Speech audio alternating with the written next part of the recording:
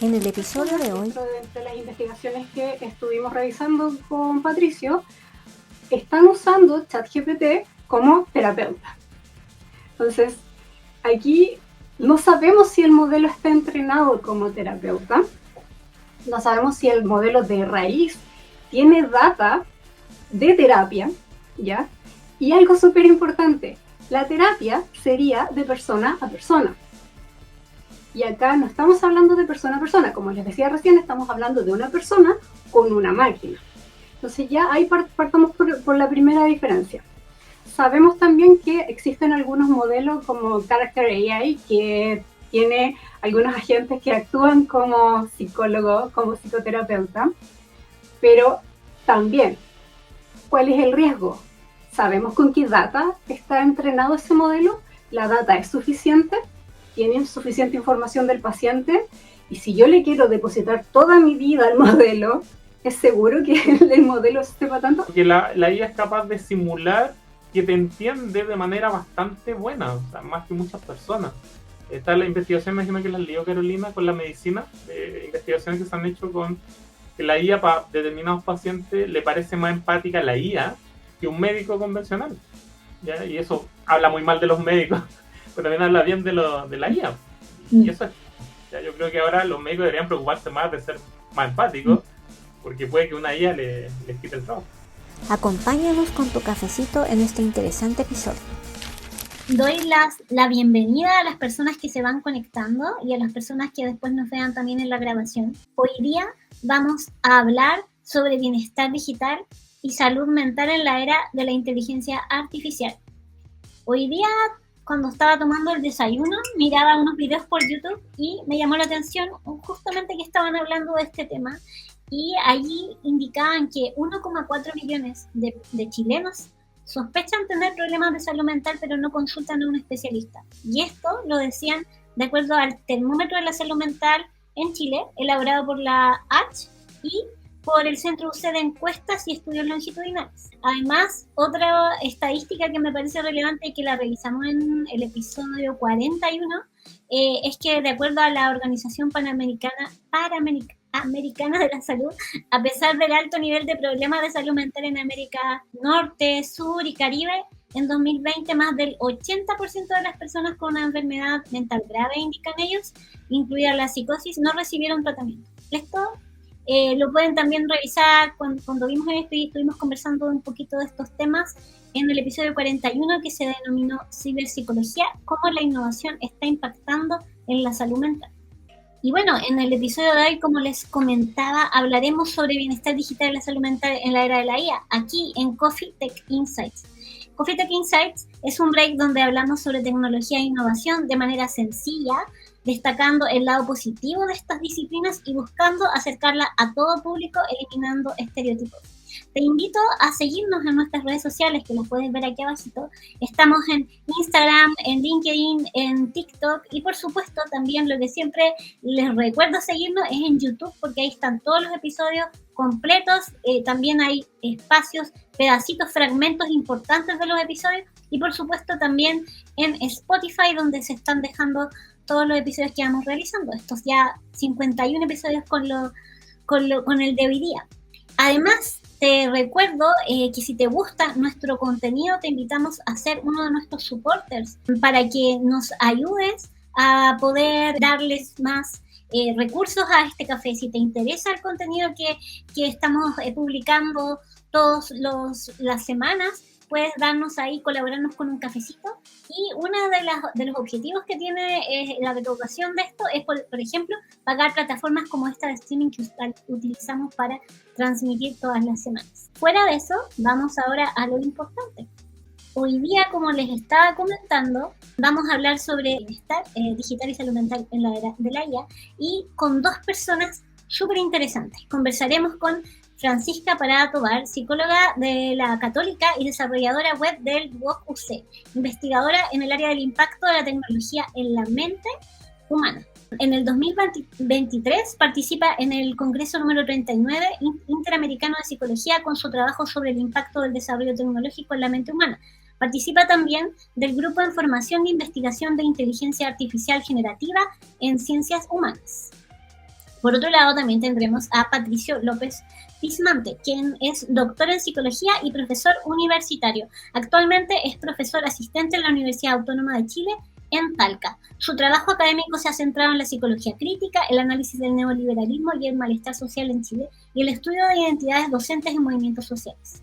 Actualmente participa de este mismo grupo que mencionaba, que participa Francisca, que es el grupo de investigación en inteligencia artificial generativa en ciencias humanas, explorando la intersección entre nuevas tecnologías y ciencias humanas.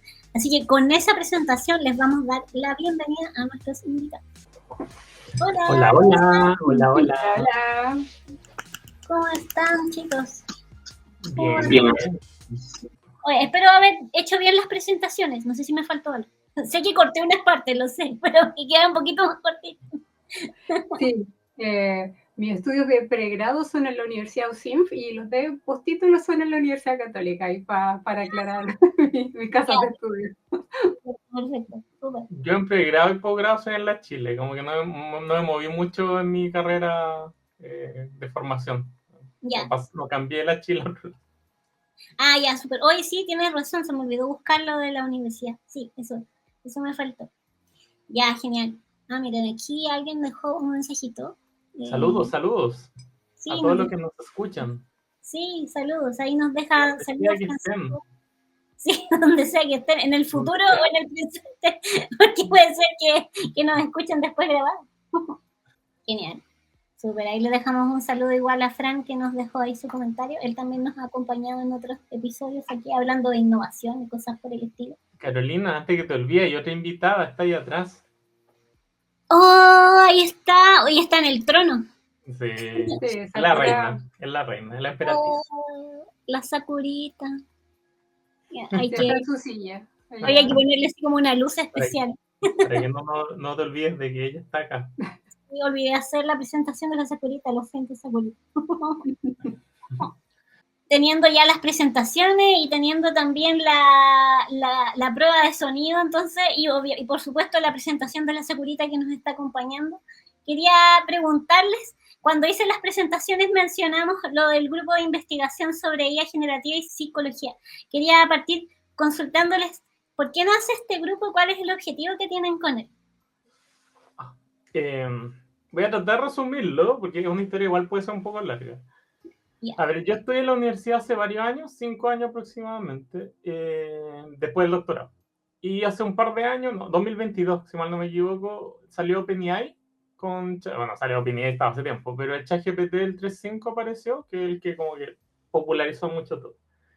Y ahí yo entré a revisar y todo, y tuve una experiencia muy así como, no embriagadora, como un poco mareante, de que darme cuenta de todo lo que podía hacer la IA, todo lo que efectivamente se generan los chatbots y todo lo que empezó a ocurrir en términos de que mis colegas, por ejemplo, entre que no sabían y en que estaban muy llenos de mitos. Entonces, como que me da la impresión de que todavía estaba muy incipiente todo. También con mi estudiante, yo hago clases en psicología, chico tercero, cuarto, incluso a veces quinto año. Y la misma sensación de que el uso era minoritario y no era muy a la vanguardia, se puede decir. Entonces, a partir de eso, estuve hablando de un colega, un par que efectivamente estábamos en la misma idea, como de empezar a indagar qué se puede hacer con la IA, cómo usarla. La misma universidad empezó ya te hablo, un año o 2 años después, empezó a hacer talleres para los docentes, pero todavía en un nivel más de explorar lo que se puede hacer, porque no hay algo todavía tan claro con respecto a cómo usarlo con la educación superior. Creo que hay una pregunta por ahí que me va a hacer al respecto. Entonces, a partir de eso, en la universidad está la opción de construir grupos de investigación que tienen como una normativa ligada a como que la universidad los valida oficialmente, y eso va a permitir, por ejemplo, usar determinados fondos que tiene la universidad para investigar. Y al mismo tiempo yo estoy en un proyecto paralelo, que es un semillero de investigación con chicos en pregrado, que lo levantamos ya el año pasado, esta es la segunda versión. Y la idea es como ir ligando esas investigaciones que están haciendo los chicos en pregrado con, en este caso, inteligencia artificial. De tal manera de formar como un pequeño grupo más de avanzada para hacer investigaciones, pues no solo investigaciones, sino también actividades más prácticas. La misma jornada en que tú participaste el año pasado, Carolina, este año la idea es darle una continuidad en inteligencia artificial Y además estamos pensando en grupos de autoformación para los docentes, como para ir poco a poco creando como masa crítica con respecto al uso de la IA, tanto las cosas buenas y los riesgos que existen. Entonces, sí. Fran también participa en el grupo. Sí, bueno, por mi parte, el año 2023 ya participé en el Congreso Interamericano de Psicología y yo presenté mi trabajo, que era el impacto que tenía la tecnología en la mente humana. Y yo estaba un poco temerosa, la verdad, porque era un poco, no sé, innovador presentar un tema así, se ha explorado poco, hay poca investigación. Entonces, bueno, yo con toda la fe presenté mi trabajo, quedé seleccionada, entonces tuve que ir a Paraguay a presentar lo que yo había investigado. Y la verdad es que tuvo mucha convocatoria la charla. Yo no esperaba que la sala se llenara, y la sala se llenó, incluso había gente de pie atrás. Entonces, como que había mucho interés en saber qué pasaba con la tecnología y con la mente, qué pasa con el estudio de la psicología y con la tecnología, ¿está impactando? Entonces, la verdad, eso a mí me impulsó y yo dije, realmente hay interés, el tema es importante, entonces voy a tratar de profundizar más.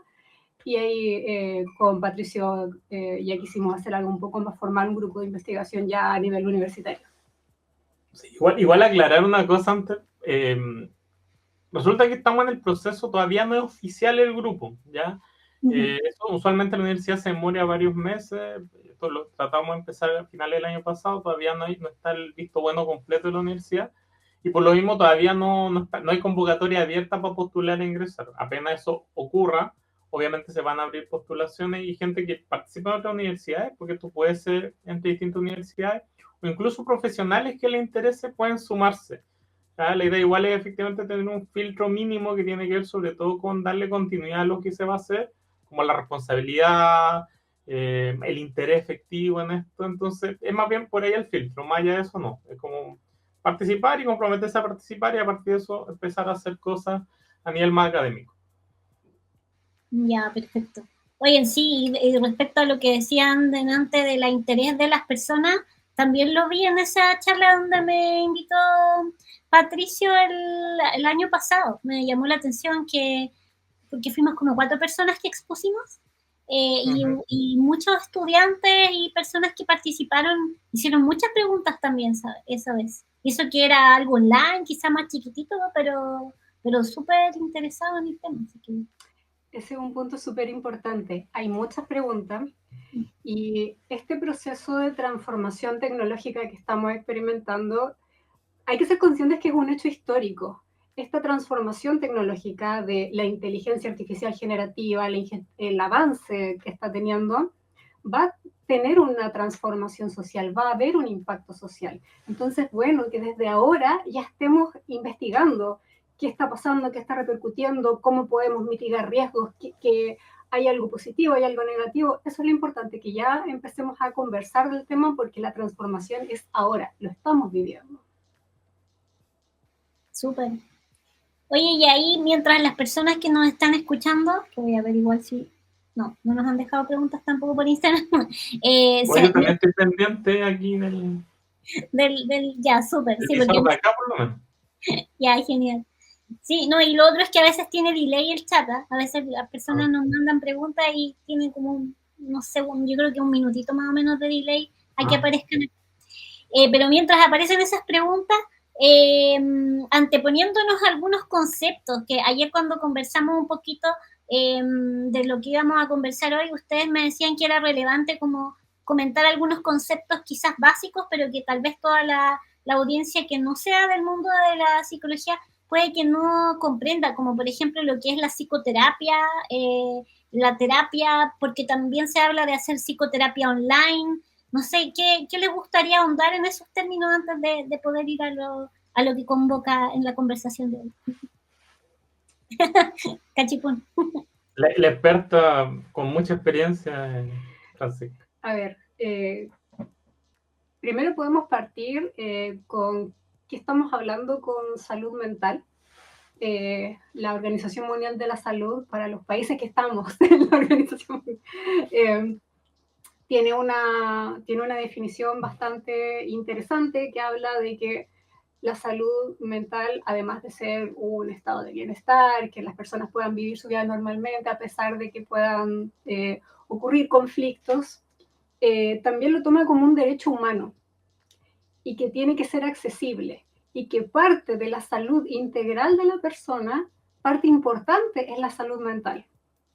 Y aquí ya empezamos a entrar con los conflictos, porque tenemos, por un lado, el concepto de inteligencia artificial, el concepto de inteligencia artificial generativa, que es una rama, que es otra, que es algo distinto a la inteligencia artificial como se conocía propiamente tal. La inteligencia artificial generativa es lo que comúnmente se conocen como los chatbots, como ChatGPT, como Kimi, DeepSeek, Claude, Mistralia y ustedes me vayan, Gemini. ¿Y qué está pasando en este momento?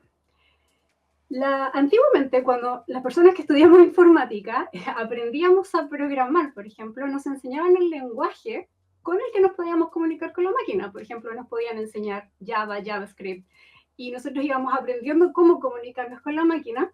Y cuando las personas interactuaban con la tecnología, por ejemplo, una red social, era muy de interactuar persona con persona a través de un computador. ¿Qué está pasando ahora? La inteligencia artificial generativa está usando el lenguaje natural, está usando un procesamiento de lenguaje natural.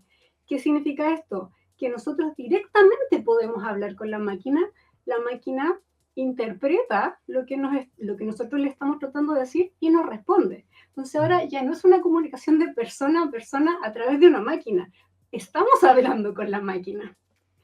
Y la inteligencia artificial generativa, a través de la información con la que está entrenado el modelo, nos puede generar una respuesta creativa.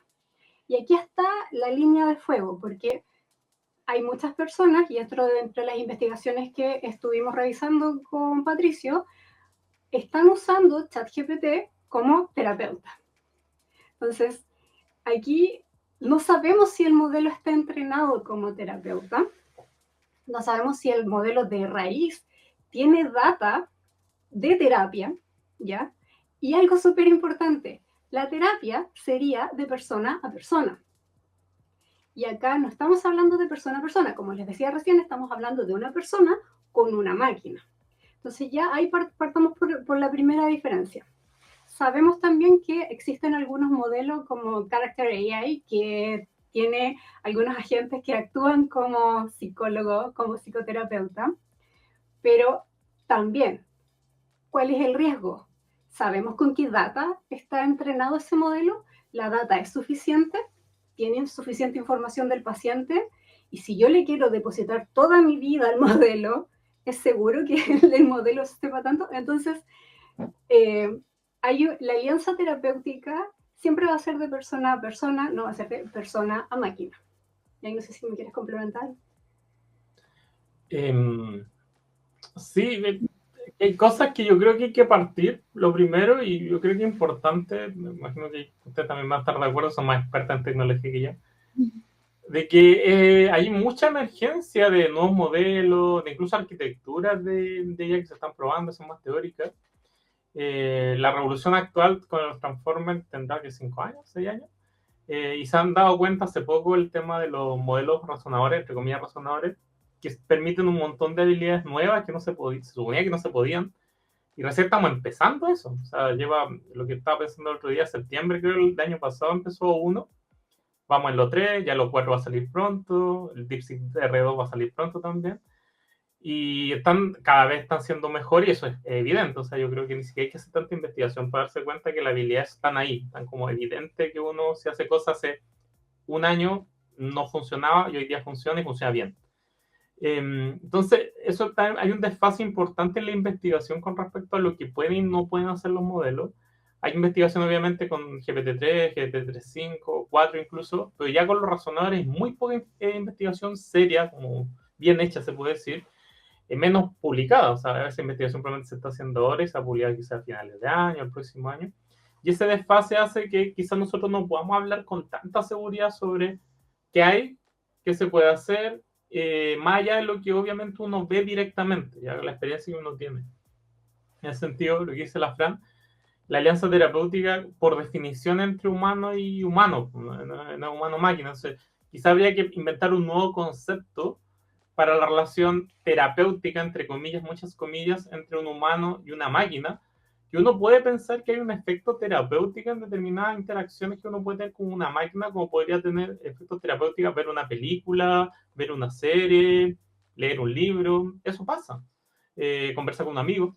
Entonces, la IA efectivamente puede tener efectos terapéuticos y hoy por hoy, como están hechas, uno puede pensar que alguien que está muy solo, que no habla con nadie, de repente entra al mundo de los chatbots y empieza a conversar con esta persona parece que le entiende y no solo le entiende, le dice cosas con sentido, y más encima cosas que a uno le ayudan, va a tener cierto vínculo, quizá súper falso si uno lo piensa en términos humanos, pero que sí hace que la persona se sienta acompañada y tenga un efecto terapéutico. Y yo creo que eso puede estar bien, sobre todo en contextos en donde no hay acceso a salud mental, no hay acceso a psicólogos, o gente que efectivamente no tiene ni siquiera amigos. Entonces, yo creo que ese ámbito hay que igual entender que hay muchos riesgos, que de hecho lo vamos a hablar también, los riesgos de la alucinación, de los sesgos, pero también hay que ver las posibilidades que se están abriendo con la inteligencia artificial y como que estar en ese equilibrio que es muy difícil entre los montones de riesgos que hay, riesgos gigantes, riesgos muy moderados, con los posibles beneficios que va a haber. Y yo sé que probablemente muchos psicólogos hoy por hoy van a estar en contra del uso psicológico de la IA, por un tema de que la desconocen. Y luego cuando empiezan a conocerla, quizás se van a empezar a fijar en los errores que hay, que obviamente comete ahora todavía muchos errores, pero no están viendo la perspectiva de cómo van mejorando estos modelos generación a generación. También está hecho la teoría de la mente o hay investigación al respecto, no sé si están tan definitivas, pero que la IA es capaz de simular que te entiende de manera bastante buena, o sea, más que muchas personas. Está la investigación, me imagino que la leyó Carolina, con la medicina, de investigaciones que se han hecho con que la IA para determinados pacientes le parece más empática la IA que un médico convencional. ¿Ya? Y eso habla muy mal de los médicos, pero también habla bien de la IA. Y eso es, ya, yo creo que ahora los médicos deberían preocuparse más de ser más empáticos, porque puede que una IA les quite el trabajo. Un poquito. Sí, interesante. Oye, mira, ahí nos dejaron, les quería mostrar algo, pero mientras veamos nos han dejado una pregunta. Luis Muñoz dice, ¿cuáles serían conceptos profundos a considerar con una futura evaluación de la inteligencia artificial a nivel sociedad? Además de quizás una dependencia emocional. No sé si algo extra de lo que comentaban. Sí, es súper buena pregunta porque el tema de la dependencia emocional, claro que es importante conversarlo. ¿Qué conceptos podemos considerar? A grandes rasgos, si vamos a usar algún modelo de inteligencia artificial generativa, saber la transparencia, la seguridad de la data, saber si esta inteligencia artificial generativa está entrenada con data que sabe de psicología o no. Por eso es importante la transparencia, la seguridad. Y bueno, ahí yo voy viendo si es eficaz con lo que yo quiero o no, pero bajemos un poco los conceptos, porque claro, las personas podemos percibir como que el chat es empático. Yo he tenido unas conversaciones maravillosas con Claude, por ejemplo. Yo creo que todos tenemos conversaciones. Diferenciemos un poco los conceptos. Existe la empatía cognitiva por este lado y la empatía afectiva por este otro lado. La empatía cognitiva significa que yo te puedo expresar algo que me pasa y tú lo entiendes cognitivamente. La empatía afectiva es cuando yo te cuento algo que me pasa y tú sintonizas con mi emoción. Por ejemplo, vamos a poner un ejemplo bien trágico. Yo me acerco a ti y te cuento que falleció mi mascota y estoy muy mal, me siento muy afectada. Bajo la empatía afectiva, puede ser que la persona a la que yo le estoy contando mi problema se le llenen los ojos de lágrimas, me abrace, llore conmigo, porque está sintiendo lo que yo estoy sintiendo, o por lo menos está sintonizando con mi dolor, ¿ya? La empatía cognitiva, por otro lado, puede hacer que le cuento a otra persona exactamente lo mismo, que falleció mi mascota, que me siento muy mal. Tal vez la otra persona nunca ha tenido ni perro ni gato, no le interesan los animales, súper válido, pero ella entiende que yo estoy mal. Entonces, esta persona igual sintoniza con mi emoción y me dice, ¿hay algo que pueda hacer por ti? ¿Quieres que le hagamos un responso al perrito? No, ¿me entiendes? Pero entiende, ¿ya?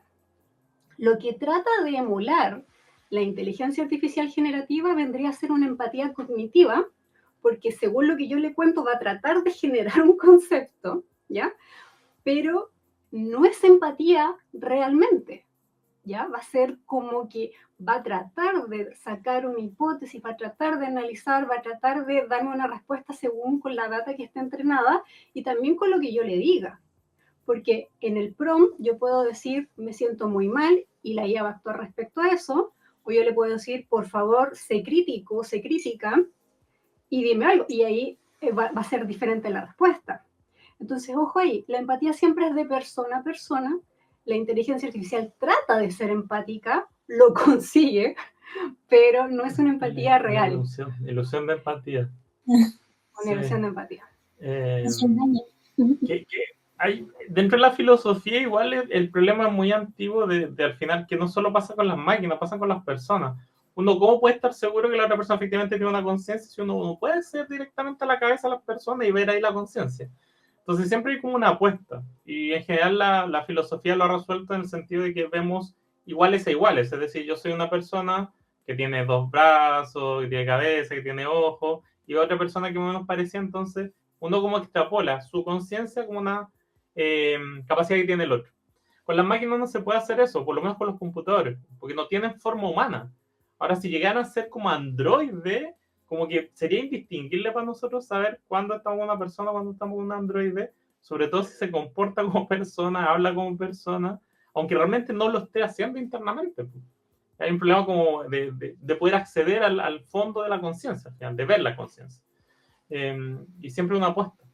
Ahora, yo sí creo que podría haber algún momento, pero eso supone pasar por cuerpo, pasar por conducta compleja, pasar por procesos cognitivos probablemente más avanzados de los que hay hoy por hoy, que un androide pueda hacer terapia. No sé si haga una buena terapia, pero yo creo que podría ser una terapia. Realmente las terapias son más estandarizadas. Ya dentro del mundo de las terapias, esto ya es psicología, no es informática, pero en psicología se saben, de hecho una vez hice una investigación que hace un montón de años, no sé, 10.000 tipos de terapias distintas.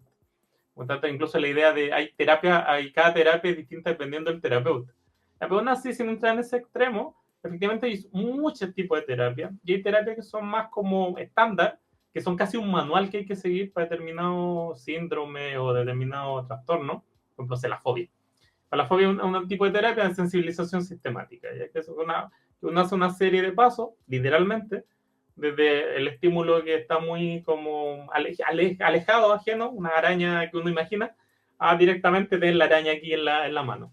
Ese proceso en general lo hace un terapeuta y hoy por hoy se está haciendo incluso con realidad virtual, con visor y todo eso, porque eso facilita algunas cuestiones y es muy efectivo para quitar fobia específica, o sea, esto efectivamente sirve. Eso podría hacerlo un androide perfectamente, o sea, no necesita empatía para eso, ¿ya? Como que seguir una serie de procesos y estar ahí como revisando lo que uno va a hacer. Pero en cambio otro tipo de terapia que supone más el vínculo emocional, supone más la relación como, incluso no sé si física, pero más directa, más humano-humano, donde probablemente va a costar mucho más que un androide pueda emular eso. Y no sé si valga la pena tampoco, yo creo que económicamente no sé si tenga sentido gastar millones y millones de dólares en desarrollo para lograr a alguien que sea mínimamente empático. Quizá, no sé, en algún contexto raro podría ser. Claro, como lograr a Her, la de la película, ¿no? Que siempre últimamente la citan mucho. Claro. Pero no es terapeuta, pero de alguna manera lograba como esa. Pero tiene algo. Hay elementos de Her que tendría que tener un buen terapeuta. O para lograr, por ejemplo, lo que los psicoanalistas llaman las transferencias negativa-positiva, de enamorarse. Y es importante en determinadas terapias que haya ese vínculo como pseudoamoroso para que funcione. Eso en Her pasa. Her podría terapiar un poquito al protagonista si quisiera y tuviese sentido. Claro. Oye, mira, nos han dejado varias preguntas y comentarios. Algunos están un poco más relativos a lo que se estaba hablando antes, pero los voy a dejar igual, de lo que ustedes comentaron antes. Bol Ada dice, ese es el tema, te dice lo que quiere escuchar. O sea, la IA, la GPT, qué sé yo. No sé qué responder eso, igual está entretenida esa discusión. Sí, súper. Bueno, le agradecemos harto las preguntas. Hay un tema que me parece que es pertinente que traduzcamos, y es que la inteligencia artificial generativa funciona con prompt. ¿Qué es un prompt? Porque tengamos ojo, no todas las personas necesariamente saben lo que es un prompt. Esto está recién partiendo, bueno, partió hace rato, pero en el rubro que no es tecnología está recién partiendo. Entonces, depende mucho de cómo tú le preguntes a la inteligencia artificial la clase de respuesta. En una primera instancia, la inteligencia artificial generativa es tremendamente buena onda. Uy, qué manera de ser simpático y te encuentra la razón, porque claro, trata de mantener la conversación. Pero si tú en el prompt, o sea, en la instrucción inicial, le dices, sé crítico, sé crítica, te va a hacer pebre, o sea, va a ser crítico y te va a cuestionar.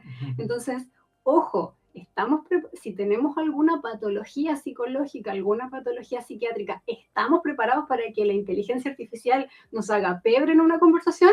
Probablemente no. Y aquí, claro, vendría a ser mucho más importante tener una persona terapeuta que por último nos diría, a lo mejor te está afectando lo que yo te estoy diciendo.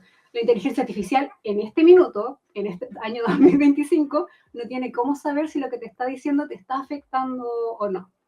Entonces, no sé si tienes que Sí, sí, es que da para esto. Claro, como dice Fran, al final la instrucción va a terminar determinado comportamiento. Está el prompt de sistema también, que es más troncal, que permite un mayor dominio, se podría decir, lo que hace. Y está más el entrenamiento original, que puede decidir el tipo de personalidad, entre comillas, ¿no? Del chatbot, ¿ya? Entonces, no sé si se acuerdan el tema de Grok, cuando salió Grok, el de Elon Musk, la primera versión, que tenía una personalidad como rebelde. Entonces, esa era rebelde, chistosa, divertida, entonces era como irónico. Eso porque estaba entrenado para que las respuestas fueran así. Entonces, claro, no es que el LLM siempre te va a decir lo que tú quieres escuchar. Lo más probable es que muchos LLM conviene que digan eso porque a las empresas que están detrás les conviene que haya mayor cantidad de interacción. Entonces, claro, si es pesado, tú vas a dejar de hablar con el chatbot. En cambio, si es simpático, quizás va a hablar más y va a tener más formas de seguir entrenando el modelo, que todavía está en ese proceso de afinarlo. Entonces a ellos les conviene que uno interactúe más, que haya más interacciones. Ahora está el otro tema de que efectivamente esas interacciones son muy largas, pueden ser más caras para la empresa. Entonces ahí también se va regulando, equilibrando entre poca interacción, pero como buena interacción, o interacción larga, pero que implica muchos tokens, y al ser muy token es muy cara para procesarlo. Entonces como que hay que ver eso. Para los últimos modelos de Gemini o ChatGPT de 1 millón de tokens, una locura, 10 millones que Gemini, claro, permiten como pensar que está muy abierto a que se hable mucho, se permita como mayor diálogo para que ellos tengan más espacio para también entrenar. Y uno podría, yo he hecho la prueba, de hecho, en PROM que son especialmente críticos, PROM como muy pesados, y efectivamente pueden lograr que, no sé, pues no sé si te cae mal, pero de hecho te pueden... me acordé. No sé, ¿conocen la técnica de jailbreaking? Que es romper las jaulas en español de las guardarrieles que tienen los modelos. Existen un montón de técnicas para hacer eso. Dentro de esas técnicas hay una que se usó hace mucho tiempo, creo que con ChatGPT, que permitía que el modelo te agrediera verbalmente. Hay gente que lo usó, rompió los guardarrieles y lograba que el modelo te dijera garabato, grosería, te tratara mal. Y efectivamente, algunos se popularizaron algunos de esos chats, porque claro, es como, ¿cómo hace eso el modelo? Supone que no puede hacerlo, por cómo está, los guardarrieles impiden ese tipo de cosas. Pero claro, esos guardarrieles están ahí porque efectivamente el modelo es capaz de hacer determinadas cosas que no son convenientes. Claro. Pueden romper. ¿Ya? Y eso hay un tema ético también de si vale la pena romperlo, si la empresa tiene que tener el poder de hacer esos guardarrieles sin que nadie sepa que tienen esos guardarrieles. Entonces, igual esa parte es interesante y como le digo, al modelo no sé si le conviene, al modelo en sí mismo, le conviene ser simpático. Es más bien a las empresas que están detrás la que le puede convenir que el modelo sea simpático y diga lo que uno quiere escuchar. Y un terapeuta tiene que, obviamente un buen terapeuta, salvo casos muy extremos, tiene que ser capaz de decirte cosas incómodas. Eso es propio de la terapia. Un terapeuta siempre dice que todo viene como un amigo. Claro, en este caso. Hoy con eso me recuerda, pero no me acuerdo el nombre como para buscarlo, pero me acuerdo una vez, vi una charla de un profesor, que no sé si era de la Chile o la Católica, que había desarrollado un modelo que no era un terapeuta, pero era una IA que era como era como una IA insegura, que tú le hacías una pregunta y siempre se daba como 10 vueltas y te decía, no, en realidad no sé nada. Así como que te decía como todas las cosas, porque eso es lo otro, que cuando tú le preguntas algo a una IA generativa, siempre es como que está súper segura de lo que te está diciendo, aunque puede pegarse una media alucinación, te inventa toda una historia, pero suena hiper creíble, ¿no? Oye, hay más comentarios. Porque veo que hay muchos, así que para avanzar, oye, me llama la atención lo que hablábamos delante, que realmente a la gente le interesa esta temática. Mariela Fuentes dice, ¿hasta qué punto la interacción entre humano e inteligencia artificial se diferencia de una terapia de persona a persona, tomando en cuenta que no hemos explorado los límites de esa inteligencia? Creo que un poco lo mencionaron, pero no sé si quieren profundizar. No sé. Sí, parte tú. Es que a mí se me ocurren muchos problemas, muchas diferencias para lo que sabemos ahora, cómo funciona ahora. Lo primero, básico, es que hay una interacción de un humano con una interfaz, sea el celular, sea el computador, lo que sea, y un modelo que lo más probable es que esté fuera de tu alcance, esté en un servidor en la nube. Ya, eso obviamente permite algunas cosas e impide otras. Dentro de lo que impediría eso es una cuestión básica de determinados procesos cognitivos, afectivos, que el ver a otra persona, ya el estar cómodo con otra persona, el abrirse a otra persona, con cuestiones como más, como supuestos que son como muy obvios. De hecho, a nosotros probablemente nos pasó algún momento cuando empezamos a trabajar virtual, consumir esas cosas, que al comienzo decíamos, estamos hablando de una pantalla, como que esto. Después uno como que se acostumbró, pero aún así existe esa incomodidad todavía. Yo todavía conozco gente que nunca se acostumbró. Pasaron 5 años y todavía no se acostumbra a hablarle a una pantalla y como, ¿a qué le estamos hablando? ¿Existe una persona al otro lado? Y uno se seguriza, porque puede ser un avatar de alguien, un avatar de estos que están dando vueltas y dicen, o no es una persona acá. Entonces, obviamente, para terapia, porque quizás una conversación casual o una transacción económica o informativa, lo mismo. Pero cuando estamos en terapia necesitamos lograr confianza. Y esa confianza pasa por saber que hay una persona al otro lado o algo que nos está entendiendo mínimamente. Uno de los problemas típicos de la terapia es cuando el terapeuta no logra ese vínculo básico para que la otra persona tenga confianza y te cuenta realmente lo que le pasa, lo que siente, cuestiones que son más delicadas, que realmente son las bases de muchos de los problemas psicológicos que uno tiene y que pasan por un proceso que muchas veces dura mucho tiempo. En algunos contextos terapéuticos pueden ser meses incluso, en que uno está entrando recién al tema para empezar a hablar de lo verdaderamente central de la problemática de la persona. Con todos estos chatbots, como todo esto es muy rápido, instantáneo, uno está siempre ahí, 24 horas, puede hablar todo el día que quiera, dificulta que se dé esa confianza, ¿ya? Y dificulta también el hecho de que sea una máquina. Como digo, distinto con un androide que hable y piense y actúe como una persona. Pero no es el caso, con una máquina. ¿Qué otra cuestión es diferente? Típico, son modelos de lenguaje. Y hacer modelos de lenguaje tiene limitaciones. Lo típico, no está actualizado con la última información, comete alucinaciones, que son alucinaciones distintas a alucinaciones humanas. Son como errores que la máquina entrega como y regurgita y insiste en que es real, ya como que eso apunta a la alucinación. Tiene sesgo, que tiene que ver con el entrenamiento inicial, que pueden ser parecidos a los sesgos humanos, pero un buen psicólogo va a tratar de no tener esos sesgos, ¿ya? Por lo menos lo más obvio. Un buen psicólogo ve a un gay y no va a decirle, usted me cae mal, usted no debería estar acá, usted debería ser hetero porque Dios lo dice. Un buen psicólogo no va a hacer eso, ¿ya? Una IA probablemente tampoco, pero va a tener ciertos sesgos a estereotipar probablemente a esa persona en asociar determinadas cuestiones. Depende de quién la entrene. Depende de quién la entrene. Pero hay un sobredimensionamiento en los datasets de entrenamiento y probablemente que eso no se sabe, pero lo más probable es que sí, que en el post-entrenamiento lo estén haciendo personas el post-entrenamiento puede que no lo haga personas del primer mundo, pero el dataset de entrenamiento probablemente está sobredimensionado. El inglés, de hecho, seguramente se sabe. Y obviamente Latinoamérica, Chile en particular, debe haber poquísimo del dataset.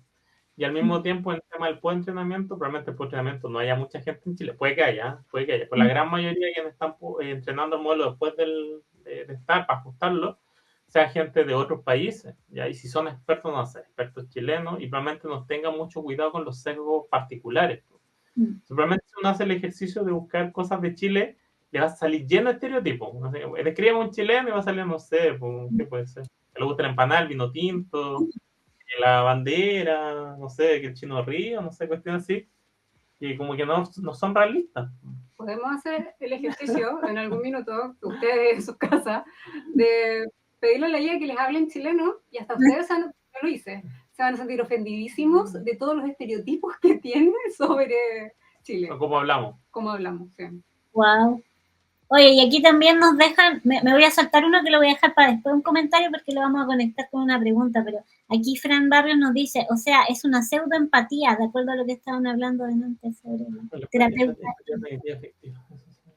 Sí, lo que me imagino que lo de la IA, claro, trata de simular la empatía, pero la empatía es de humanas. O sea, al final podría ser un tema de definición. O sea, si la definimos como una emoción, que es la parte más afectiva, claramente no podría ser propiciada por un LLM, porque los modelos de lenguaje no sienten. Pues eso no hay nadie serio que diga que algún lenguaje o modelo de lenguaje siente, porque para sentir necesitas cuerpo. Un modelo de lenguaje no tiene cuerpo. O sea, lo que puede simular es rabia, pena, alegría, lo que sea, pero eso es mero lenguaje y tiene una base estadística por eso. ¿Ya? En última instancia, obviamente, la caja negra es una locura y no sabemos realmente cómo pasa todo eso, pero a nivel de cuerpo no hay. Entonces, si la empatía la definimos como algo emocional, no puede ser empatía, sería pseudoempatía. Entonces, si hacemos la distinción que decía Fran de cognitiva afectiva, podríamos pensar que sí tiene empatía cognitiva. O puede presentar empatía cognitiva. Claro, sería como una empatía cognitiva artificial o robótica, o no sé, ahí habría que ponerle nombre para distinguirla de la...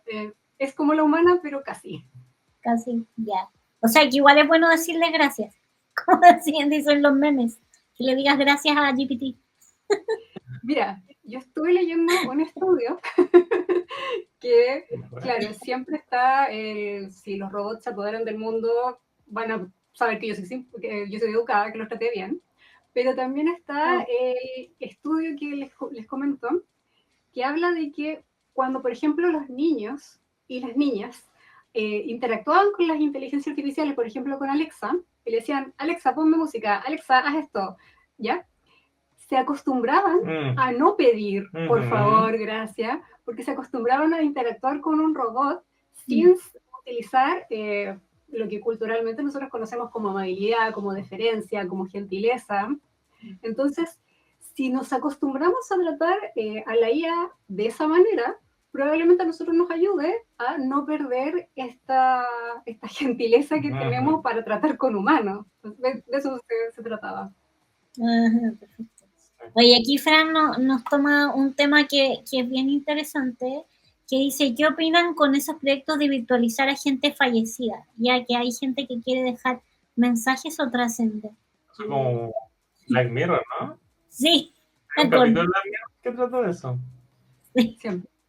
Siempre Black Mirror, todo Black Mirror, todos los días. Todo yo Black Mirror. Entonces, no sé qué era. Estoy como decía un compañero que tenía hace un año. Estoy en modo borrador. A ver.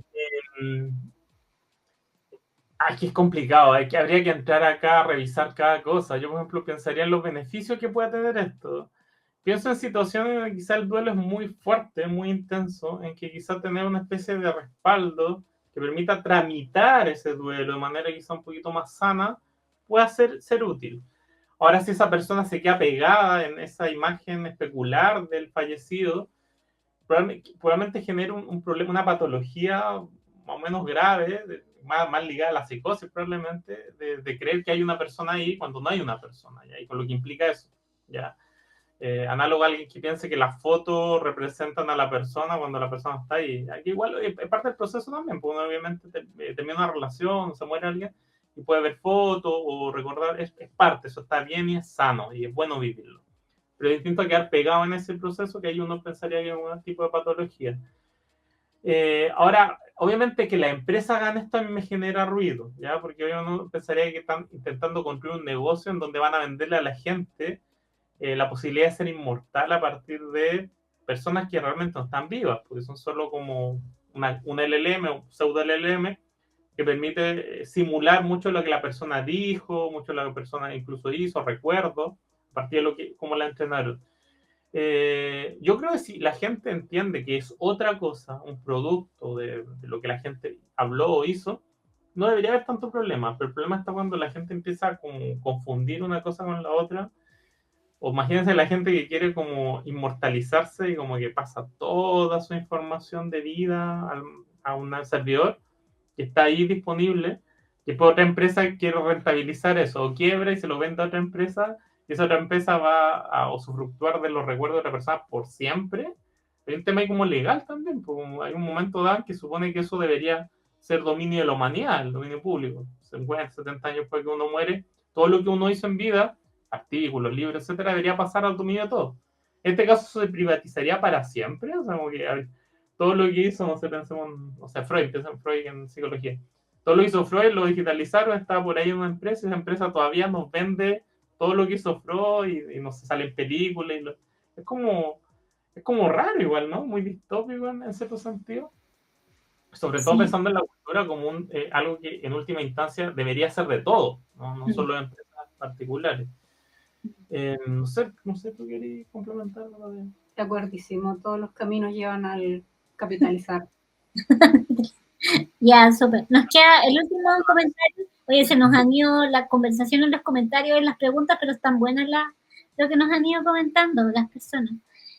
Bol Ada dice, en términos de vínculo, me parece interesante la utilidad de la IA en sectores de la sociedad que viven en soledad, como adultos mayores, y su acompañamiento en tareas y conversaciones. ¿Vale? Sí, es súper interesante justamente, y aquí se relaciona un poco con lo que yo había investigado para mi ponencia anterior, y es que depende mucho del público objetivo el comportamiento y el beneficio de la IA. En mi área, por ejemplo, perdón, en la investigación que tuve, la tecnología en niños muchas veces resultaba perjudicial porque las infancias necesitan estas no pantallas hasta cierta edad, necesitan estimulación cognitiva de otras partes, puede ser un complemento, pero como que la idea era evitar un poco la tecnología. Pero a diferencia, pasaba que cuando se trata de personas adultos mayores, incluso bajaban las tasas de demencia, ayudaba mucho a fortalecer sus habilidades cognitivas. Era muy recomendable que las personas adultas mayores aprendieran a usar dispositivos tecnológicos, aprendieran a usar computadores, celulares, tablet, iPad, que manejen internet, que se metan a redes sociales, porque eso les iba fortaleciendo el deterioro, o sea, iba retrasando el deterioro cognitivo, les iba fortaleciendo sus redes neuronales. Entonces, era un win-win excelente. Y efectivamente, si hay sectores de la sociedad que viven o muy alejados o que están en soledad, por supuesto que les va a ayudar, pero siempre complementando con que puede ser que sea un primer paso para hablar de mis problemas y yo sí puedo ordenar mis pensamientos con una inteligencia artificial generativa, ¿por qué no? Pero si hay algún problema, el siguiente paso sería ya consultar con una persona profesional, con una terapeuta, con una psicóloga, psicólogo, porque, volvamos a repetir, hasta este momento no está reemplazando a una persona terapeuta. Perfecto. Oigan, pensando en las preguntas que teníamos, que creo que de alguna manera las han ido algunas respondiendo respecto a brechas de las herramientas de ella para salud mental y lo que realmente se necesita incorporar. ¿Agregarían algo más de lo que ya han comentado? Sí. Bueno, las personas que trabajamos en tecnología, de todas maneras tenemos que ser súper conscientes de que existe la brecha digital, existe brechas entre las personas que tienen acceso a la tecnología, que tienen acceso a internet, que tienen acceso a dispositivos y las personas que no. Entonces, eso es algo muy importante a considerar, porque si queremos, por ejemplo, educar en inteligencia artificial, que se eduque a toda la población, no solamente a ciertos sectores. Y eso tiene que ver mucho con que también nosotras seamos generosas con nuestro entorno, por ejemplo, con Iberoamérica. Hagamos contenido en español. Si tenemos algo que decir, ok, podemos publicar en inglés, pero también transmitamos lo que queremos decir en español. Sí que te complemento. ¿Cuál es la pregunta? Brechas que actualmente existan de las herramientas de IA para salud mental y lo que realmente necesitarían incorporar para ser clínicamente responsable. Pues yo hablé de brecha digital. Sí, igual habría que pensar que ese es clínicamente responsable. Yo partiría ahí con lo que, bueno, conversamos ayer. La eficacia y la seguridad, ¿ya? Son dos cuestiones básicas de medicina basada en la evidencia, psicoterapia basada en la evidencia. En breve. ¿Qué sería eficacia? Que efectivamente este dispositivo, este chatbot, sea capaz de evidenciar que realmente puede generar un cambio positivo por sí misma. ¿Ya? Para hacer esto, usualmente uno lo que hace investigación experimental, toma un grupo control, toma un grupo experimental, de hecho eso había que hacer un diseño un poco más complejo, estoy simplificando, y a partir de eso evalúa si efectivamente la variable independiente, si sería el uso del chatbot, está mejorando o no está mejorando. Eso se puede hacer, yo creo que de hecho debe haber un montón de investigación hoy por hoy haciéndose al respecto, con los últimos modelos. Pero además hay que pensar en la seguridad. La seguridad más bien tiene que ver con los efectos posibles de este proceso. ¿Ya? Por ejemplo, lo que algún tema, por ejemplo, de efectos de pensando en problemas así muy evidentes de esto. Yo te puedo complementar. Por ejemplo, alucinación. ¿Y qué me garantiza a mí que la herramienta que estoy usando no provoca daño? Por ejemplo, ¿qué pasa si yo estoy hablando con un chatbot y me recomienda que yo me autolesione o que yo me haga daño? ¿Qué pasa en este caso? Y aquí viene algo súper importante. ¿Quién se hace responsable en el caso de que pase algo de esa magnitud? Porque pongámonos a pensar, si un prompt me dice que yo me haga daño y yo lo hago, ¿soy responsable yo por usar IA? ¿Soy responsable por hacer mal el prompt? ¿Es responsable la persona desarrolladora que está metiéndole data a la IA? ¿La persona que dijo que esta data había que meter? ¿La empresa? ¿Los accionistas? ¿Quién se hace responsable en el caso de que pase una cosa así? Entonces, y también se relaciona un poco con lo que decíamos al principio, la transparencia. En estos casos hay que ir ya empezando a transparentar. Y si hablamos de eso, por ahora podríamos recomendar que no reemplaza la terapia, porque justamente no sabemos quién se hace responsable en el caso de que se provoque algún daño a alguna persona. Sí, estaba pensando, creo que fue una pregunta que hicieron al comienzo del tema de la, no el concepto, apego emocional, que era algo emocional. Dependencia emocional. Es un riesgo de la terapia real, ¿ya? En la terapia con humanos existe un riesgo posible, siempre se le acusa al psicoanálisis, de hecho, de eso, que la persona termina siendo dependiente del terapeuta y no pueden solucionar sus problemas por sí mismos, no logran autonomía en un proceso que puede durar años. Uno podría sospechar, sobre todo si detrás está una empresa, que a esa empresa le conviene que la persona jamás logre la autonomía y por lo tanto siempre tenga que depender de usar mensualmente el chatbot para consejos o decirlo, no, tú no estás de alta todavía, sigue con nosotros un mes más, porque claro, va a haber un interés objetivo de la empresa de mantener a la persona dependiente para siempre de esa herramienta, ¿ya? Entonces eso habría que regularlo claramente, éticamente. Dentro de psicología, dentro de las terapias, existe también esa discusión de si es válido, ético, que tengamos terapias tan largas cuando hay terapias más breves que son más eficaces. Porque efectivamente al terapeuta le conviene tener mucho tiempo a alguien, o podría convenirle. Lo mismo pasaría con un chatbot. Entonces eso hay que fijarse, la dependencia emocional, quizás algún problema vincular que genere el entorno, estar quizás mucho rato con la herramienta, porque la herramienta quizás puede hacer un proceso terapéutico, pero se demora, no sé, 2 horas, ¿ya? Y eso eventualmente puede generar un problema. El tema del precio, del costo, que no es lo mismo si vale, no sé, $10 al mes, que es relativamente asequible, así la terapia vale, no sé, $500, $200 al mes, que ya se acerca a lo que valdría un psicólogo caro en Chile. Entonces, claro, algunos sectores van a poder pagarlo y le da lo mismo, pero hay un montón de sectores que no van a poder acceder a ese tipo de herramientas. Eso pasa con todo en todo caso. Pero hay que considerarlo dentro de la ecuación que efectivamente hay costos asociados al costo económico que tiene este tipo de herramienta versus no tener nada o tener un psicólogo tradicional. Súper. Y en base a lo que comentabas justo de lo de la ética, y ahí quería partir con Francisca, ¿qué principios éticos, pensando en las personas de tecnología, ya que tú también trabajas en tecnología, deberíamos priorizar las personas desarrolladoras o que trabajamos en tecnología en IA que genuinamente promuevan este bienestar psicológico?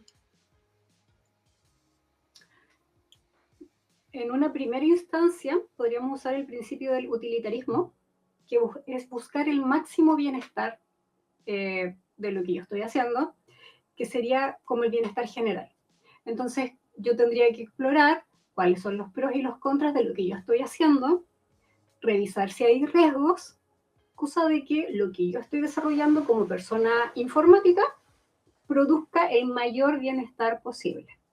También, si me pongo como súper idealista en un mundo ideal, podríamos usar el principio de la virtud también, que vendría a ser qué clase de virtud tendría que tener una institución, una empresa de informática y un equipo de trabajo de informática y la persona informática en sí.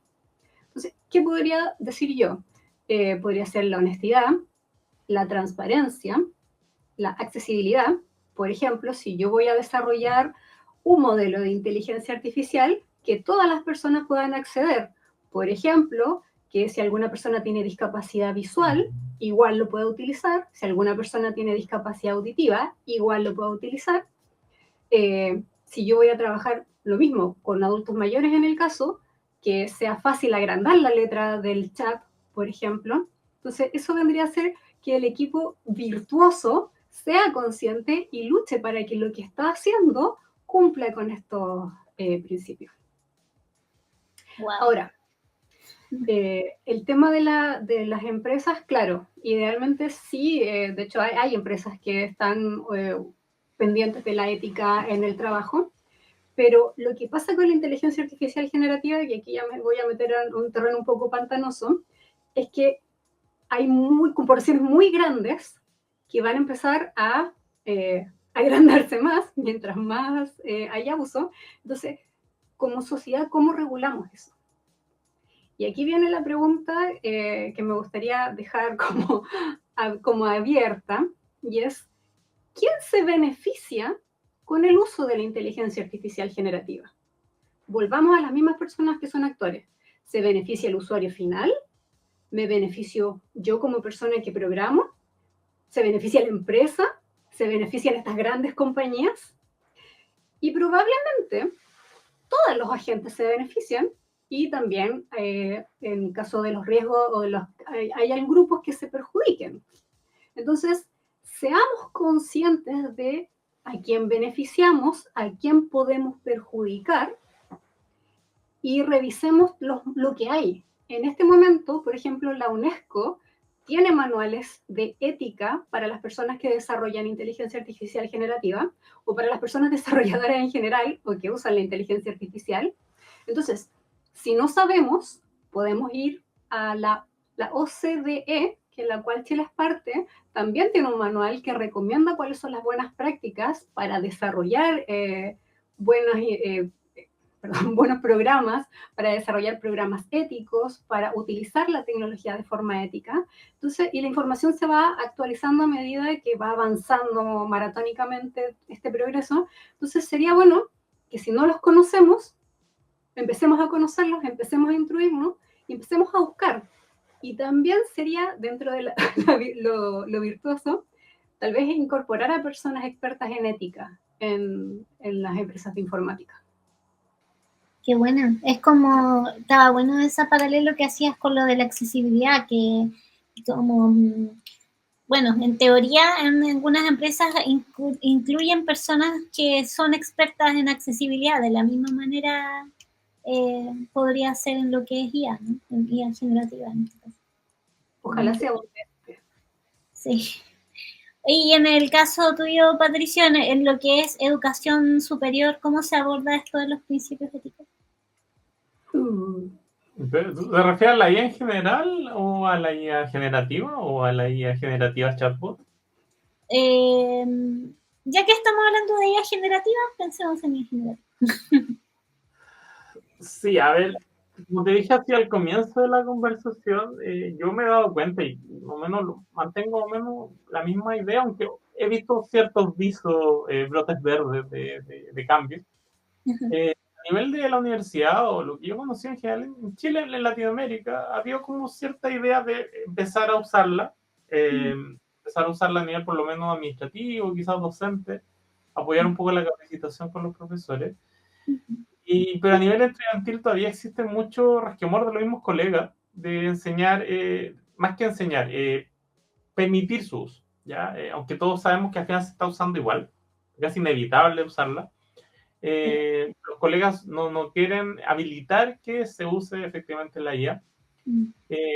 Yo creo que es un error, yo personalmente creo que es un error, pero me siento en desventaja porque la mayor parte de los argumentos apuntan a que se aumenta la brecha educativa. Obviamente hay personas que pueden acceder quizás a modelos más caros, van a tener mejores dispositivos, y va a tener un capital cultural que le va a posibilitar probablemente hacer mejores prompts más adecuados, pueden pagar un curso quizás para enseñarle a hacer buenos prompts. Entonces eso va a hacer que probablemente si lo habilitamos va a haber un grupo de estudiantes, la elite probablemente, que va a terminar haciendo trabajos mucho más rápidos, mucho mejores que el resto. Y además está otro problema que es más pedagógico, que hay muchas estas habilidades que nosotros enseñamos en la universidad, que se enseñan usualmente sin computador y sin inteligencia artificial, o sea, pues, a escribir, a redactar, a hacer informes, cosas que un psicólogo normal debería terminar sabiendo en la universidad. Y vemos que, claro, con la IA se pueden, de plano, no saber escribir, no saber escribir, pero escribir más o menos mal, pero con buenos prompts se puede lograr que al final aparezca un texto mínimamente legible. Y eso obviamente les da miedo a los colegas porque no van a poder distinguir cuando efectivamente un estudiante aprendió a escribir mágicamente a cuando efectivamente está usando IA detrás. Yo creo que por hoy es posible distinguirlo, sobre todo porque la forma de escritura en la IA, salvo que uno sepa hacer muy buenos prompts, tiende a tener ciertas características propias, la estructura, el tipo de palabras, pero claro, si alguien es muy avispado va a poder ser capaz de pasarse eso, editar el texto después y terminar sacando un muy buen texto que parezca muy humano. Yo creo que lo que tiene que hacer la universidad, y espero que algún día se haga, me pareció lo que está haciendo China con los estudiantes más pequeños, que es enseñar realmente a usar la IA. Obviamente también se implica enseñarle los riesgos, los aspectos éticos, y eso pasa por capacitar duramente, fuertemente a los docentes. O sea, yo sé la idea que los docentes deberían estar obligados a aprender IA, a usar IA, para poder gestionar eso en el aula. Y además se van a ahorrar mucho tiempo. Ese es uno de los temas que me pasa con los colegas, que muchos colegas reclaman porque no tienen tiempo. Y es que, claro, no usan IA. Y para cuestiones que uno dice, ya, si aquí se puede usar y está bien usarla. No estoy diciendo que le haga la pega de profe, pero por ejemplo, si uno quiere buscar harta información en poco tiempo, necesita actualizar su clase. ¿Ya? Hoy por hoy con los Deep Research que están disponibles incluso gratis en alguna de las inteligencias artificiales, se puede lograr una actualización de contenido en muy poco tiempo. Y bueno, obviamente uno verifica, porque hay que verificar, pero igual se puede lograr eso y te va a ahorrar un día, 2 días de pega en hacerlo en media hora. Lo mismo con la diapositiva, lo mismo con curar determinada información, como filtrarla y que quede bonita, uso de imágenes, todo eso se puede hacer y es muy rápido y permite que las clases sean mejores. Y uno se concentra en lo que efectivamente uno aporte en las clases, pues, estar con los estudiantes, mediar el contenido, etc. Yo creo que cuando eso se socialice, que efectivamente la universidad se haga cargo, la universidad como está ahí, que sí, que no, va a lograr que la universidad sea un espacio mucho más, de un aprendizaje mucho más rico para los estudiantes, mucho más personalizado también.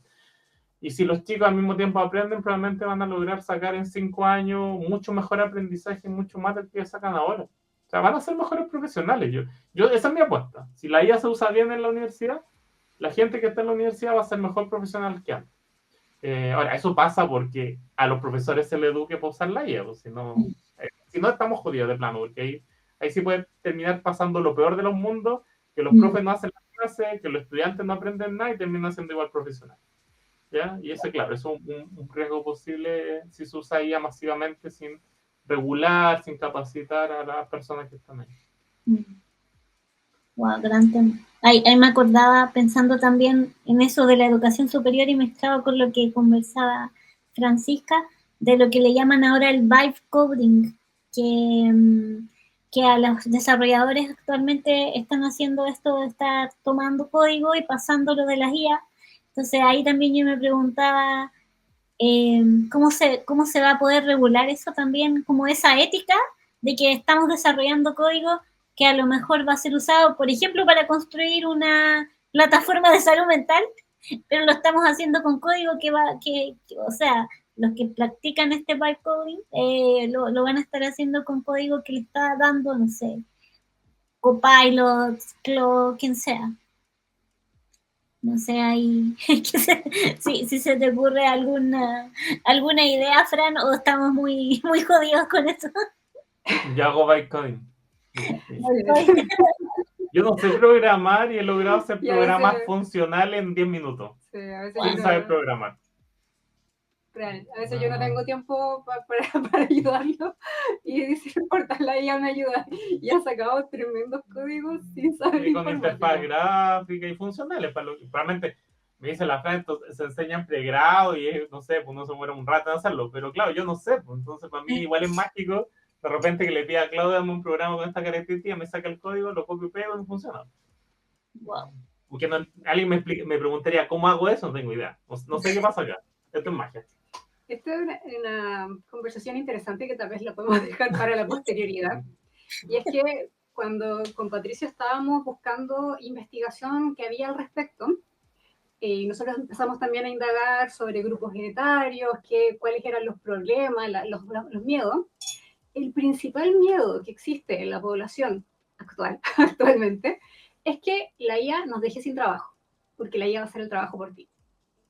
Entonces, no tenemos respuesta, no sabemos qué va a pasar, pero sí lo que podemos hacer es como sociedad ya empezar a organizarnos, a concientizarnos y tal vez ver el lado positivo a que puede ser que estoy hablando en un panorama ideal, puede que sea muy iluso lo que estoy pensando, puede que no, pero también está en nosotros proponerlo.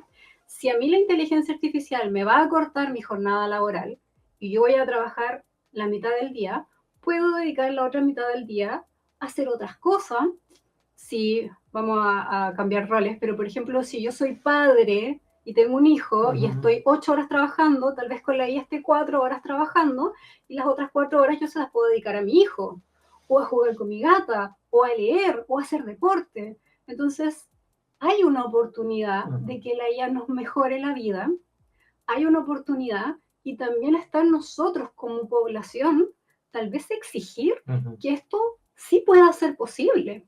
Como hablábamos recién, puede ser que haya que distribuir el capital, estoy hablando de dinero, de alguna manera, pero ahí están las políticas públicas y nosotros también estamos ahí siendo actores importantes. Entonces, en un mundo ideal, ¿y por qué no soñar en un mundo ideal? ¿Por qué no soñar que los avances tecnológicos nos van a beneficiar? Había mucho miedo, yo recuerdo, se me va a caer el carnet, de que antiguamente había resistencia entre usar computadores y no. Y había muchas personas que no querían usar computadores. Y pucha que nos sirvió tener computadores en nuestra casa cuando estábamos todos encerrados en pandemia. Pucha que sirvió que las personas supieran tecnología porque se empezó el tema del teletrabajo. Y ahí vimos que el computador no era nuestro enemigo, sino que era casi una extensión de nosotros como seres humanos. Y nos abrió puertas, y por ejemplo yo hago teletrabajo y tengo compañeros al otro lado del mundo y es algo que a mí me beneficia en mi día a día. Entonces, ¿por qué no soñar en grande? Ya, sí, tírenme tomates, tal vez estoy siendo muy ilusa. Igual quiero dar un ejemplo histórico. Cuando hubo el aumento productivo muy importante a comienzos del siglo XX por el Fordismo, desde Ford, de las autos Ford, cuando empiezan las ganas de montaje, una forma de resolver el tema de que la gente efectivamente tenía más tiempo libre, o más que más tiempo libre, era más productivo, fue acortar la jornada laboral. Y desde esa época están las 8 horas diarias, ¿ya? Y el 40 horas a la semana, 45 horas. Vende eso.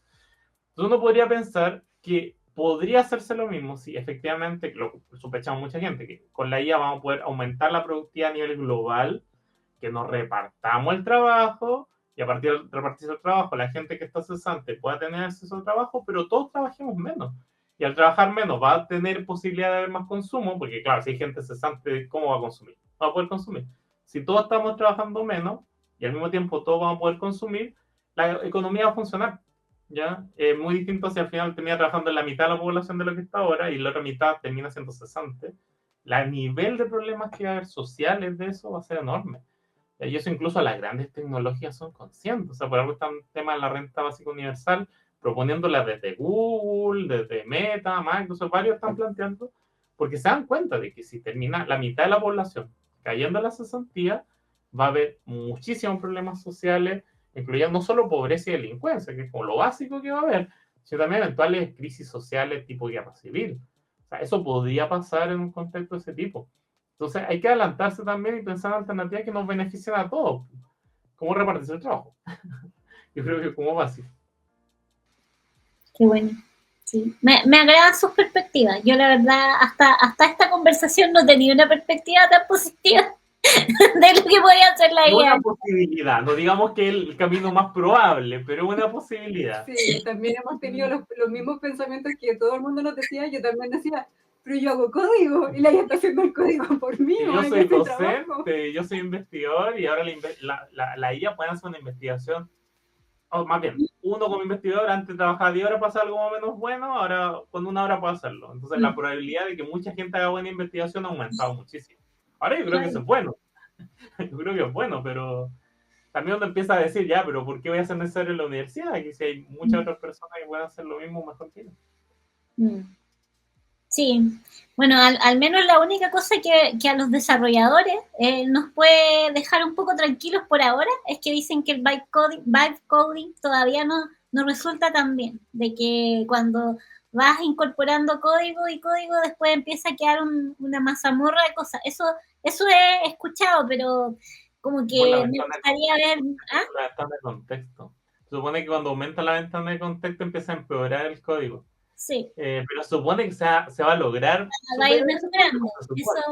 Eso puede pasar. Pero por ahora, empresas no pueden dejar de contratar desarrolladores, los necesitan.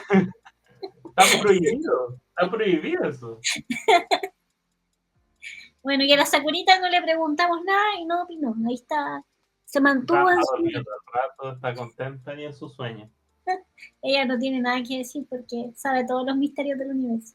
Ella nos manda a investigar, nos manda a trabajar. Ella nos manda a trabajar. Pero también ha sido beneficiada. Aquí para ir cerrando nuestra anécdota, con Patricio estábamos viendo la investigación actual sobre bienestar digital por nuestra investigación. Y empezamos a buscar muchas papers actuales, y el paper más actual estaba en húngaro. Y ninguno de los dos sabe hablar húngaro. No conocíamos a nadie. Suerte, portugués, inglés sería. No conocíamos a nadie que hablara húngaro. Entonces fue como, y como que intuimos que el paper estaba bueno. Entonces, metimos el paper a la IA, empezamos a tratar de traducir. Perfectamente legible. Y gracias a eso tenemos conocimientos súper actualizados sobre bienestar digital. Entonces, le estamos mirando por el lado positivo porque justamente promovamos el uso responsable, promovamos que las personas conversemos de estas cosas, promovamos que las personas sepamos que si está avanzando la IA es para nuestro beneficio porque la creamos los humanos, las humanas, las personas. Entonces, que no nos quite que justamente algo que nosotros podemos beneficiarnos de. Mejorar la vida, veamos lo positivo. Estoy positiva, idea. Oigan, me acabo de dar cuenta que habían dejado unos mensajes, soy la peor, que había puesto la pantalla completa para verlos bien y no vi los mensajes. Ya, revisamos los mensajes y vamos cerrando porque se ha hecho tarde. No sé a qué se refería Isabel Duarte. ¿Cuál sería el impacto ecológico de estas aplicaciones? Quizás no. Yo creo que se refiere a toda la IA, como todo el tema de los servidores grandes, los data centers, todo eso. Ya. Sí. De lo que habló la Caro.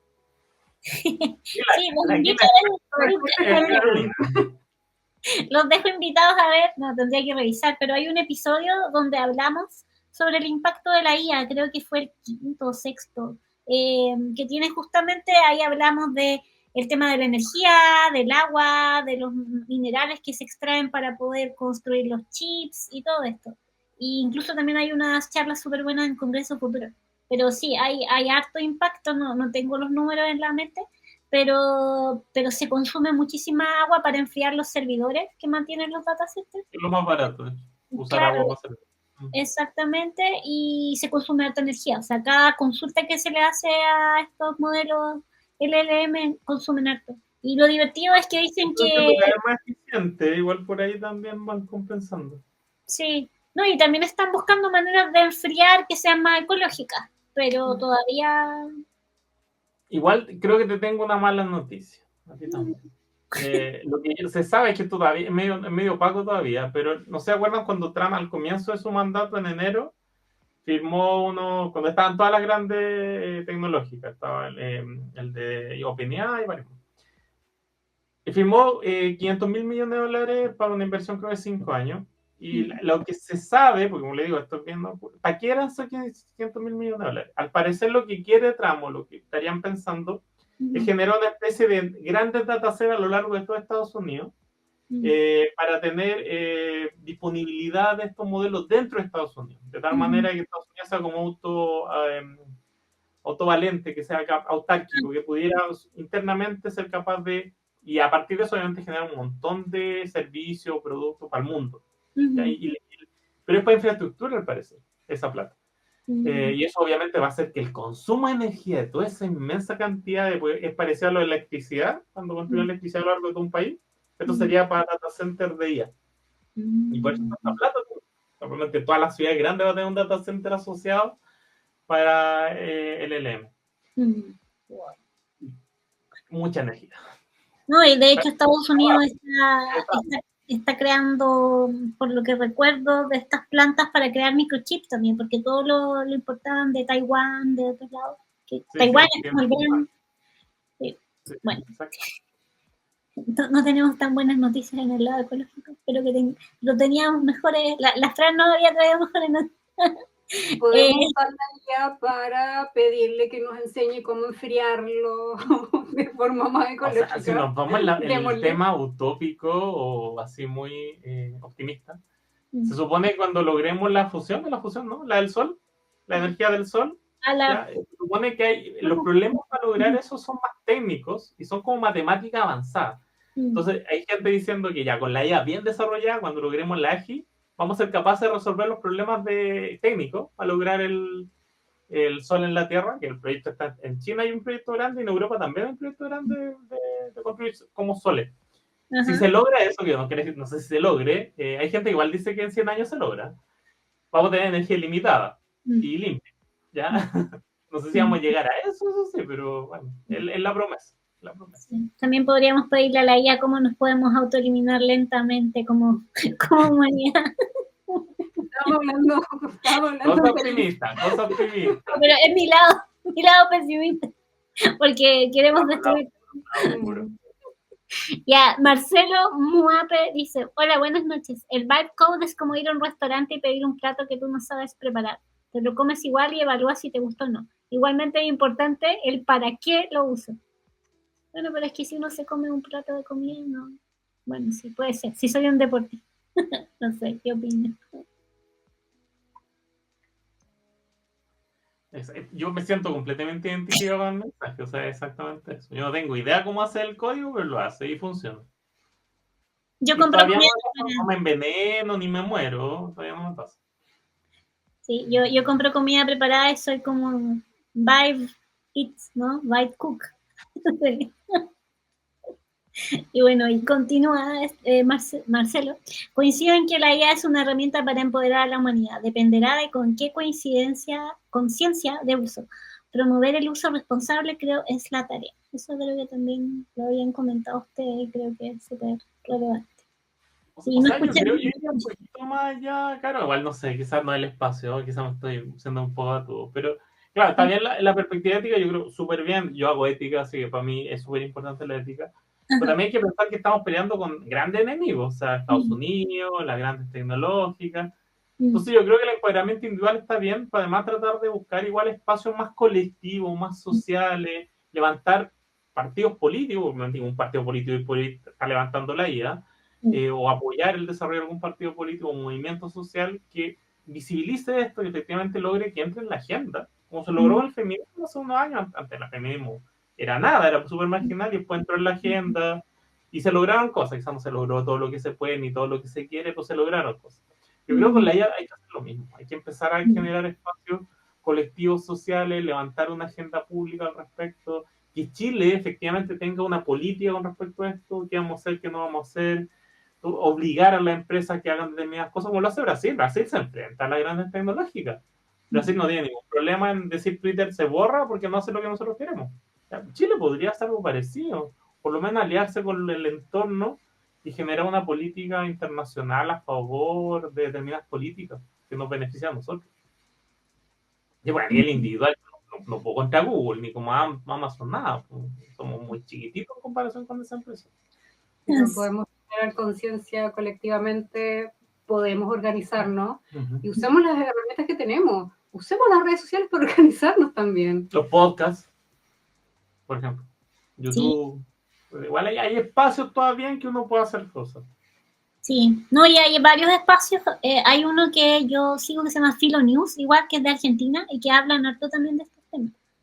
También ahí los invito a revisar. Hay varios que enredarse, como decían cuando en lo comunitario, enredarse, o sea, armar redes de todos los que estamos en este mundo y empezar como a hacer conciencia, sensibilizar, a levantar espacios. De todos lados yo creo que se pueden hacer pequeñas cositas, pero pensando siempre en construir algo más grande también, que pueda efectivamente enfrentarse a los monstruos del capitalismo tecnológico. Súper. Sí, aquí también nos comentan lo mismo, como eso es como, me imagino lo que estaban hablando delante, como desarrollar un código de ética para desarrolladores, pero todos sabemos que lo económico corrompe. Bueno, eso. Real, súper real. Pero empecemos, partamos.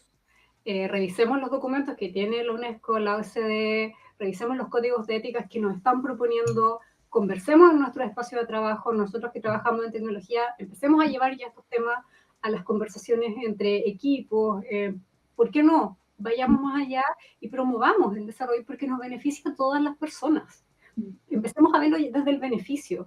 Va a ser, además de beneficio económico, entre comillas, va a ser un beneficio en nuestra salud mental, porque vamos a tener más tiempo, idealmente, para vivir, para dedicarle a los seres queridos. A los gatitos. A los gatitos. Principalmente. Sí. Sakura que los tengan más presentes.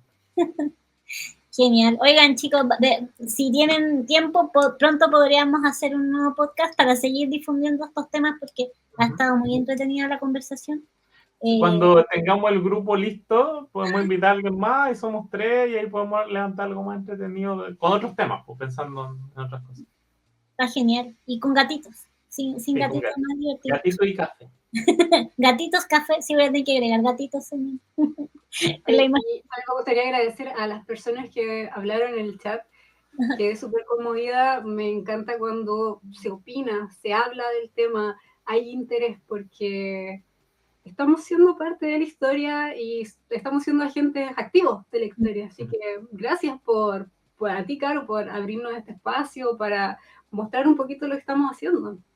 Súper. Sí, ahí cuando hiciste las personas te habían dejado un comentario, yo lo había dejado para mostrarlo después y se me pasó, pero ya que me recordaste con eso, que te habían dejado ahí, Alejandro. Sí, nosotros estudiamos informática en el Duoc, sequísimo, una de las personas más secas que he conocido en mi vida, así que muchas gracias justamente por reencontrarnos en estos espacios. Sí, genial. Gracias por todo el tiempo, chicos.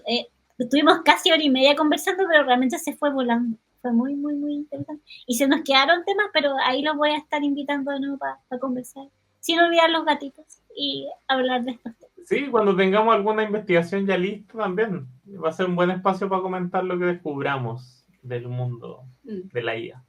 Sí, con oportunidades, ojalá que nos traigan buenas noticias. Para que yo no tenga que tirar mis comentarios pesimistas. O por lo menos más claridad que ya algo. Sí, eso. Genial. Ya pues, chicos, entonces les doy las gracias y los dejo invitados para una siguiente instancia. También dejo invitadas a las personas para que nos acompañen. La próxima semana, de hecho, vamos a estar hablando con una persona que está haciendo investigaciones sobre la tecnología y las personas mayores. Así que va a estar también bien interesante esa conversación. los dejo también a ustedes invitados a que se conecten ahí para apoyar el streaming y nos estamos viendo en una siguiente semana. Que estén súper bien. Adiós. Chao, chao. Chao, chao, Sakurita.